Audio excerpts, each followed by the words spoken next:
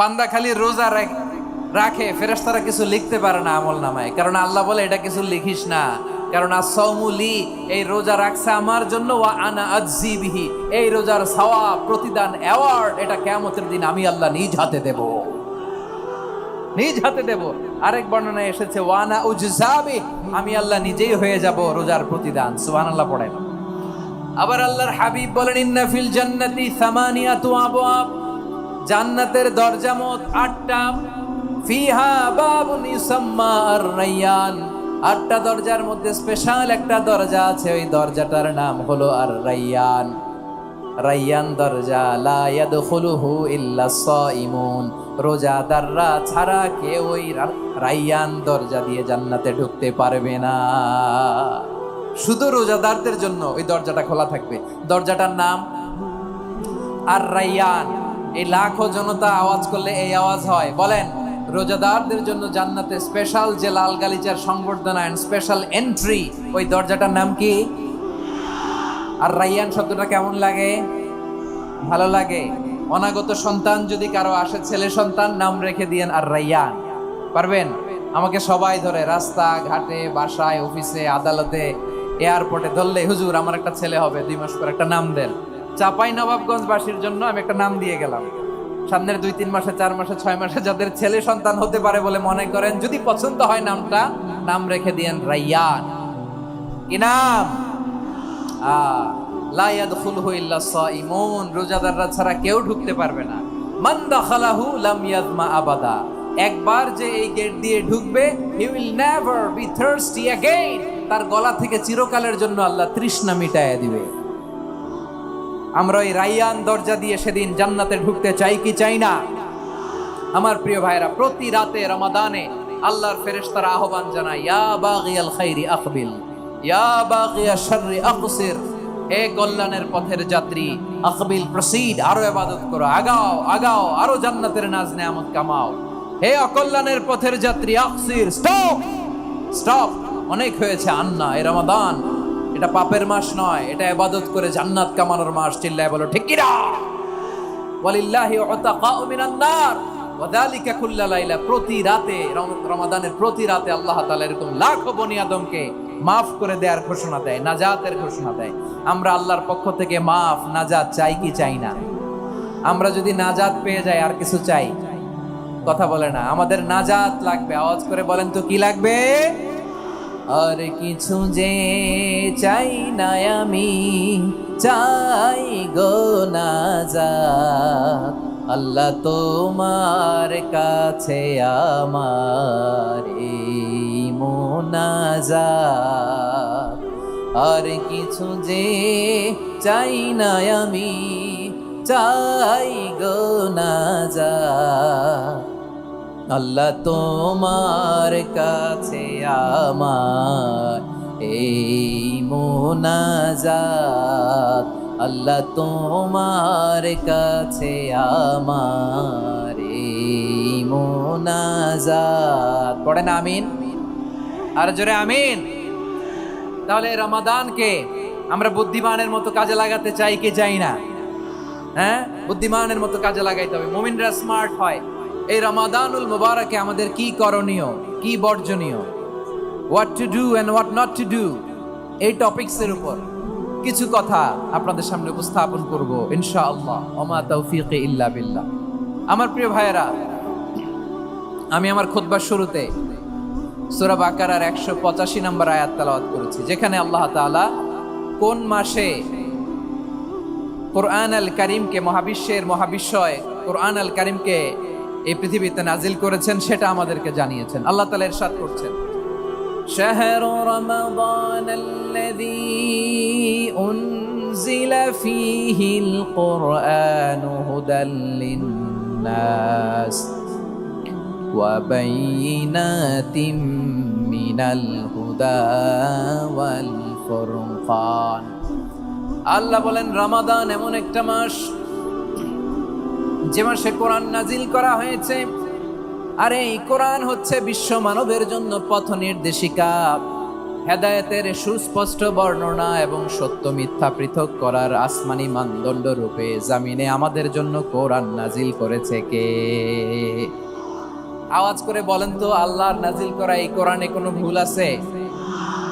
সবাই বলেন নাই। সবাই বললে এতটুকু আওয়াজ হয় আমি বিশ্বাস করি না। গলা ছেড়ে দিয়ে বলেন, আল্লাহর নাজিল করা এই সর্বশেষ আসমানি কিতাব আল কোরআনে কোনো ভুল আছে? সন্দেহ আছে? সংশয় আছে? বিয়ন্ডলেস, বাউন্ডলেস, বটমলেস এমন কিতাব যেটা পড়ে গবেষণা করে এর তথ্য, উপাত্ত, ইনফরমেশন, লেসন নিয়ে শেষ করা যায় না। সুবহানাল্লাহ। আল্লাহ বলেন, এই কোরআনকে আমি রমাদানে নাজিল করেছি, যেটা বিশ্ব মানবের জন্য পথ নির্দেশিকা। এতে আছে হেদায়েতের সুস্পষ্ট বর্ণনা আর সত্য মিথ্যা পার্থক্য করার মানদণ্ড, কোনটা সত্য কোনটা মিথ্যা এটা কোরআন দিয়ে ডিফারেন্সিয়েট করা যায়। কোরআন হচ্ছে ফুরকান, to differentiate between right and wrong. কোনটা সত্য কোনটা মিথ্যা, কোনটা ভুল কোনটা নির্ভুল, এটা কোরআন দিয়ে যাচাই করা যায়। চিল্লায় বলেন ঠিক কিনা? এজন্য এই কোরআন দিয়ে আমাদের জীবন সাজাতে হবে। কোরআন দিয়ে জীবন না সাজালে জীবন আলোকিত হয় না।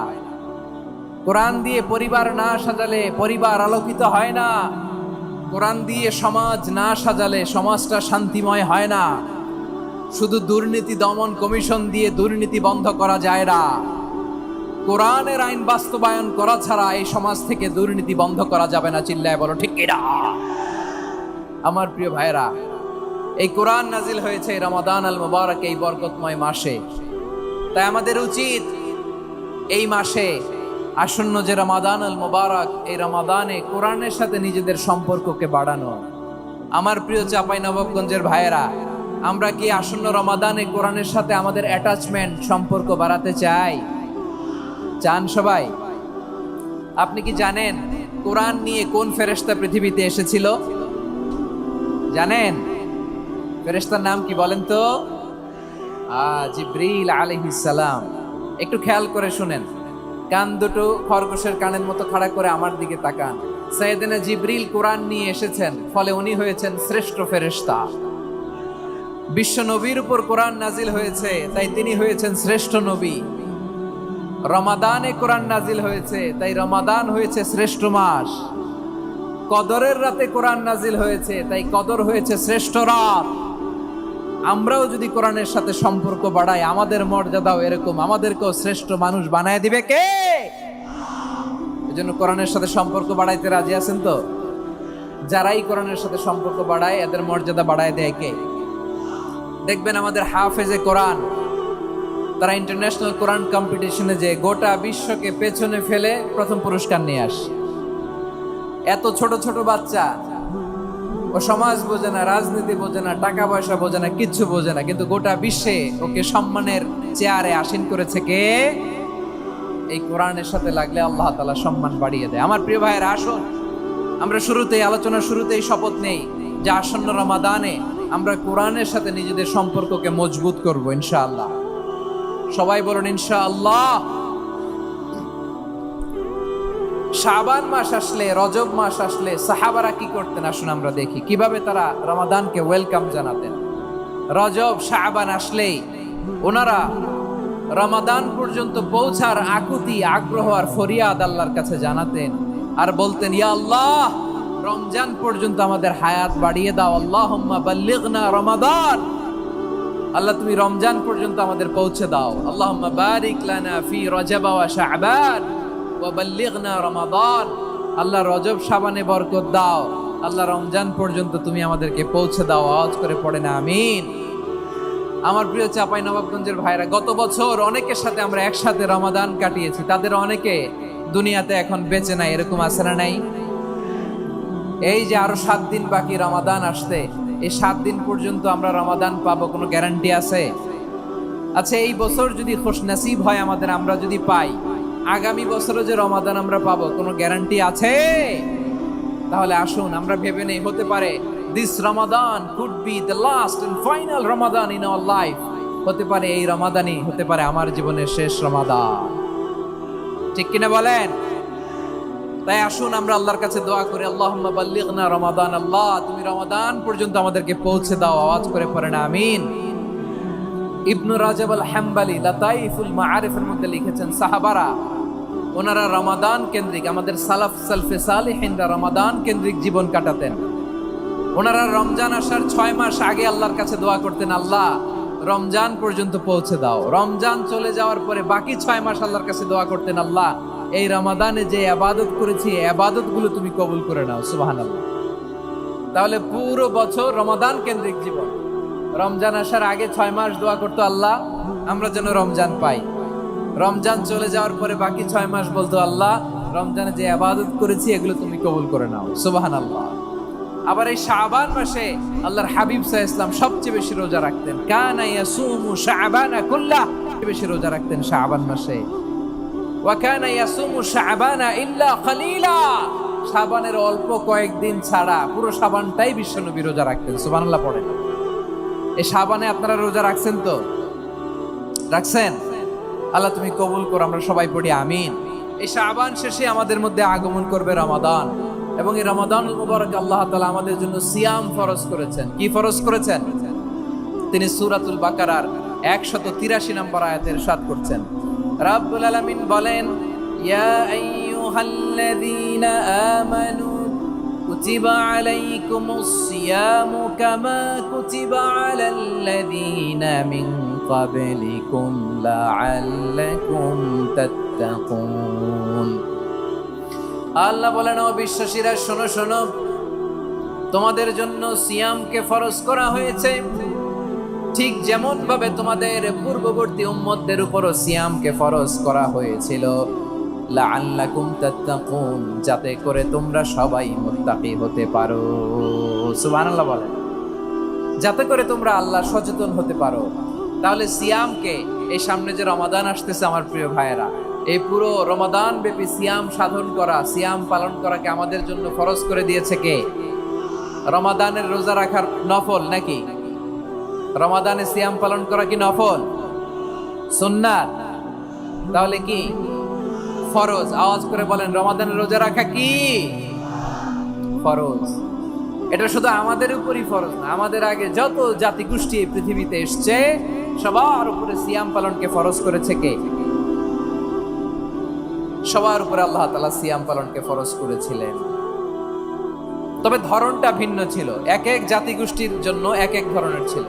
আমাদের জন্য সিয়াম ফরজ টানা 1 মাস 30 দিন বা 29 দিন। কোন কোন উম্মতের উপর 30 দিন না, মাত্র 3টা রোজা ফরজ ছিল। কয়টা? আওয়াজ করে বলেন। আপনাদের কি মনোযোগ আছে না গেছে? মনোযোগ আছে? তাকবীর পড়েন তো, লিল্লাহে তাকবীর। আমাদের 1 মাস সিয়াম ফরজ। পূর্ববর্তী অনেক উম্মতের উপর 1 মাস ছিল না, 3টা ফরজ ছিল। কয়টা? প্রতি মাসের 13, 14, 15 ফরজ ছিল তাদের জন্য। কারো জন্য শুধু একটা, আশুরার রোজা। কোন কোন উম্মতের জন্য 10টা। কোন কোন উম্মতের জন্য রোজা ফরজ ছিল মৌনতার রোজা, আরবিতে বলে সওমুল ইনসাত, মানে সারাদিন খেতে পারবে, পান করতে পারবে, স্ত্রীর সাথে মেলামেশা করতে পারবে, কিন্তু কথা বলতে পারবে না। কথা বললেই তাদের রোজা ভেঙে যেত। পড়েন সুবহানাল্লাহ। কি অদ্ভুত ব্যাপার! মৌন সম্মতির রোজা। যেমনটি সাইয়্যিদাতুনা মারিয়াম আলাইহাস সালাম বলেছেন, ইন্নী নাযারতু লির-রাহমানি সাওমা ফালান উকাল্লিমাল ইয়াওমা ইনসিয়া। তিনি বলেছেন, আজকে আমি রহমানের জন্য, মানে আল্লাহর জন্য রোজা মানত করেছি, আজকে আমি কারোর সাথে কথা বলতে পারবো না। তো রোজা রাখলে কথা বলতে পারবে না কেন? কারণ ওই শরীয়তে রোজার বিধান ছিল সকাল থেকে সন্ধ্যা খেতে পারবেন, পান করতে পারবেন, কিন্তু কথা বলতে পারবেন না। কথা বললেই রোজা ভেঙে যেত। সুবহানাল্লাহ বলেন। তাহলে সব জাতিগোষ্ঠীর উপরে রোজা ফরজ ছিল, কিন্তু ধরনটা ভিন্ন ছিল। মজার ব্যাপার হচ্ছে, আপনি বর্তমানেও বিভিন্ন ধর্মের দিকে তাকান, বৌদ্ধ ধর্ম, হিন্দু ধর্ম, খ্রিস্ট ধর্ম, তাদের মধ্যেও রোজা আছে। ইংরেজরা, খ্রিস্টানরা এটাকে বলে ফাস্টিং। কি বলে? ফাস্টিং। আমাদের হিন্দু ভাইয়েরা বলে উপবাস। তারা কি বলে? উপবাস। আবার এখন আন্দোলনেরও একটা মাধ্যম হয়েছে এটা, না খেয়ে থাকা। এটারে বলে অনশন। এটারে কি বলে? অনশন ধর্মঘট। মানে আমাদের দাবি না মানলে আমরা খাবো না, রোজা রাখলাম। আছে না নাই? তারপরে আধুনিক বিজ্ঞান এটার একটা নাম দিয়েছে না খেয়ে থাকাকে, অটোফিজি। কি বলে? অটোফিজি। জাপানের এক চিকিৎসা বিজ্ঞানী এই অটোফিজির উপর গবেষণা করে সে নোবেল পেয়েছে। সুবহানাল্লাহ পড়বেন না? এজন্য আল্লাহ তাআলা আমাদের জন্য গোটা রমাদানে এই সিয়ামকে ফরজ করে দিয়েছেন। আওয়াজ করে বলেন আল্লাহু আকবার। রাব্বুল আলামিন বলেন, ইয়া আইয়ুহাল্লাযীনা আমানু কুতিবা আলাইকুমুস সিয়াম, সিয়ামকে তোমাদের উপরে ফরজ করা হয়েছে কামা কুতিবা আলাল্লাযীনা মিন ক্বাবলিকুম, যেমনি তোমাদের পূর্ববর্তীদের উপর রোজা ফরজ করা হয়েছিল, লাআল্লাকুম তাত্তাকুন, যাতে করে তোমরা আল্লাহ সচেতন হতে পারো, যাতে করে তোমরা মুত্তাকি হতে পারো। লাআল্লাকুম তাত্তাকুন, যাতে করে আমরা আল্লাহ সচেতন হতে পারি, আল্লাহ কনসিয়াসনেস আমাদের মধ্যে গ্রো করে। এটা হচ্ছে রোজার prime objective, the prime objective of সিয়াম। অনেকে জিজ্ঞেস করলে অনেকে বলে রোজার মূল উদ্দেশ্য হচ্ছে না খেয়ে থাকা। না। অনেকে বলে গরিবদের কষ্ট অনুধাবন করা রোজার উদ্দেশ্য। না। রোজার উদ্দেশ্য কি, সিয়াম পালনের উদ্দেশ্য কি, এটা আল্লাহ তাআলা স্পষ্ট এই আয়াতের পেছনে বলেছেন যে লাআল্লাকুম তাত্তাকুন, যাতে করে তোমরা আল্লাহ সচেতন হতে পারো, আল্লাহ ভীতি তোমাদের মধ্যে গ্রো করে, গড কনসিয়াসনেস, আল্লাহ কনসিয়াসনেস, আল্লাহ সচেতনতা যেন বাড়ে, দ্য সেন্স অফ অ্যাকাউন্টেবিলিটি, আল্লাহর সুপ্রিম কোর্টের কাঠগড়া এই দুনিয়াতে আমি যাই করলাম তার সবকিছু যে পাই টু পাই হিসাব দিতে হবে, এই sense, to enhance the sense that what ever we do Allah is watching me. আপনি যাই করেন কেউ দেখে না, কিন্তু দেখে কে? শুরুতেই তো জিজ্ঞেস করেছিলাম যে কেউ যেটা দেখে না সেটা দেখেন কে? কেউ যেটা শোনে না সেটা শোনেন কে? এর নাম হচ্ছে লাআল্লাকুম তাত্তাকুন, যাতে করে তোমরা আল্লাহ সচেতন হতে পারো, আল্লাহ ভীরু হতে পারো। দুনিয়ার কেউ দেখে না, কিন্তু আল্লাহ দেখে। এটাই রোজার মূল শিক্ষা। আমার প্রিয় ভাইরা, আপনি লুকিয়ে লুকিয়ে ঘরের ভেতরে অন্যায় করেছেন, পাপ করেছেন, আপনার বাবা দেখে নাই, মা দেখে নাই, স্ত্রী দেখে নাই, কিন্তু দেখেছে কে? আল্লাহর চোখ ফাঁকি দেয়া যায়? আচ্ছা বুঝে থাকলে বলেন তো, সিসি ক্যামেরার চোখ ফাঁকি দেয়া যায় কি যায় না? পুলিশের চোখ, র্যাবের চোখ, বিমানবন্দরে কাস্টমস অফিসারের চোখ, কিন্তু আমার আল্লাহর চোখ? সবাই বলেন আল্লাহর চোখ ফাঁকি দেয়া যায়? এই সেন্সটা নিয়ে আসা নিজের মধ্যে, আমি what ever I do Allah is watching me, যাই করি আল্লাহ দেখে। লাআল্লাকুম তাত্তাকুন। রমাদানের রোজা, ইফতারি, সিয়াম, ইবাদত সব কিছুর মধ্য দিয়ে আপনাকে খেয়াল করতে হবে যে লাআল্লাকুম তাত্তাকুন এই স্ট্যান্ডার্ড এটা অ্যাচিভ হচ্ছে কিনা আমাদের, যাতে করে তোমরা মুত্তাকি হতে পারো, আল্লাহ ভীরু হতে পারো। তাকওয়া, এটা হচ্ছে the essence of Islam. What is তাকওয়া? তাকওয়া মানে কি? তাকওয়ার সংজ্ঞা অনেকে অনেক ভাবে দিয়েছেন। আমি সরাসরি সাহাবাদের কাছ থেকে একটা সংজ্ঞা আপনাদের শোনাচ্ছি। ওমরে ফারুক রাদিয়াল্লাহু তাআলা আনহু উবাই ইবনে কাব রাদিয়াল্লাহু তাআলা আনহুকে জিজ্ঞেস করেছিলেন, ইয়া উবাই মা হুয়া তাকওয়া, হে উবাই তাকওয়া কি? তাকওয়া কাকে বলে? উবাই ইবনে কাব তিনি প্রশ্নের উত্তর না দিয়ে উনিও আবার প্রশ্ন ছুড়লেন। তিনি বললেন, ইয়া আমিরাল মুমিনিন আমা সালাকতা তরিকান যা শাউক, আপনি কি কাঁটাযুক্ত রাস্তা দিয়ে মরুভূমিতে কখনো হেঁটেছেন? যে রাস্তার চারদিকে ক্যাকটাস, গুলমলতার কাঁটা, হেঁটেছেন? ওমরে ফারুক বললেন, নাম হেঁটেছি, বালা হেঁটেছি। কাইফা আমিলতা, কিভাবে হেঁটেছেন? ওমরে ফারুক বললেন, শাম্মারতু ওয়াজতাহাতু, আমি আমার জামা, জুব্বা আর চাদর আটোশাটো করে গায়ের সাথে এমন ভাবে মিলিয়ে রেখেছি, এমন সাবধানে হেঁটেছি যাতে করে মরুভূমির ক্যাকটাসের গুলমলতার কাঁটা আমার গায়ে বিঁধে না যায়। উবাই ইবনে কাব বললেন, ফাযালিকা হুয়া তাকওয়া, আরে তাহলে আপনি তো ঠিকই জানেন তাকওয়া মানে কি, এটাই তো তাকওয়া। ওই রাস্তা দিয়ে যেভাবে হেঁটেছেন পুরো দুনিয়ার জিন্দেগিটা এইভাবে সাবধানে চলার নামই হচ্ছে তাকওয়া। চিল্লায় বলো ঠিক এরা। এই দুনিয়াতে পাপ পঙ্কিলতা থাকবে, শয়তানির হাতছানি থাকবে, অপরাধ প্রবণতা থাকবে, নফসের খায়েশ থাকবে, অন্যায়ের হাতছানি থাকবে, সব কিছুকে দলে মুচড়ে পেছনে ফেলে সাবধান হয়ে এই দুনিয়ার সিরাতুল মুস্তাকিমের পথে চলতে হবে। যে রাস্তা শুরু হয়েছে দুনিয়াতে, শেষ হয়ে গিয়েছে আল্লাহর জান্নাতের ভেতরে। চিল্লায় বলেন ঠিক কি না? আমার প্রিয় চাঁপাইনবাবগঞ্জের ভাইয়েরা, এটার নামই তাকওয়া। উবাই ইবনে কাব বললেন, ও আমিরুল মুমিনিন, ওই কাঁটাযুক্ত গুলমলতার রাস্তার মধ্যে ঠিক যেমনি সাবধান হয়ে আপনি হেঁটেছেন এই দুনিয়ার বুকে, ওই সাবধান হয়ে চলার নাম হলো তাকওয়া। সুবহানাল্লাহ। তাহলে তাকওয়া কারে বলে? আমার চাপাই নবাবগঞ্জের কলেজার টুকরা ভাইরা, বুঝতে পারছেন আপনারা? হ্যাঁ, তাকওয়ার শুধু দুইটা নমুনা আপনাদের সামনে পেশ করব, আপনাদের ক্লিয়ার হয়ে যাবে। একটা নমুনা তো দিলাম, আরেকটা নমুনা, সেটাও ওমরে ফারুক রাদিয়াল্লাহু তাআলা আনহুর জীবনী থেকে। উনি ছিলেন ন্যায়পরায়ণ শাসক। রাত্রিবেলা প্রজাদের কি হাল হাকিকত, কি অবস্থা, ঘুরে ঘুরে প্যাট্রোলিং করতেন পুলিশের মতো। তো সারা রাত প্যাট্রোলিং করে সারা রাত তিনি ঘুরেছেন কার কি অবস্থা দেখে। শেষ রাতে তিনি ফিরে আসতেছেন। তিনি থাকতেন, সেই বুখারীতে এসেছে, কানা ইয়াসকুনু ফি আওয়ালিল মদিনা, মদিনার উঁচু এলাকায় থাকতেন। তো ফিরে আসার সময় উনি একটা প্রাচীর বেষ্টিত ঘরের পাশে দুইজন নারীর কথোপকথন শুনতে পেলেন। কয়জন নারী? দেখি আপনাদের মনোযোগ আছে কিনা, বলেন কয়জন নারী? একজন বৃদ্ধা, একজন যুবতী। উনি কান লাগিয়ে শুনতে পাচ্ছেন। বৃদ্ধা মা, ওমরে ফারুক কাউকে দেখতে পাচ্ছেন না, শুনতে পাচ্ছেন। বৃদ্ধা মা তার যুবতী মেয়েকে বলে, এই তাড়াতাড়ি ওটের দুধ দহন করে ওটের দুধের সাথে পানি মিশাও, তাইলে কালকে বাজারে মদিনায় বেশি দামে বিক্রি করা যাবে, লাভ হবে অনেক। বৃদ্ধা মহিলা এটা বললেন। যুবতী মেয়ে উত্তরে বলে, মা আপনি জানেন না আমিরুল মুমিনিন খলিফাতুল মুসলিমিন ওমরে ফারুক দুধে পানি মিশানোকে দণ্ডনীয় অপরাধ বলে ঘোষণা দিয়েছে, জানেন না? এবার বৃদ্ধা মহিলা বলে, আরে পাগলি, এই ভোর রাতে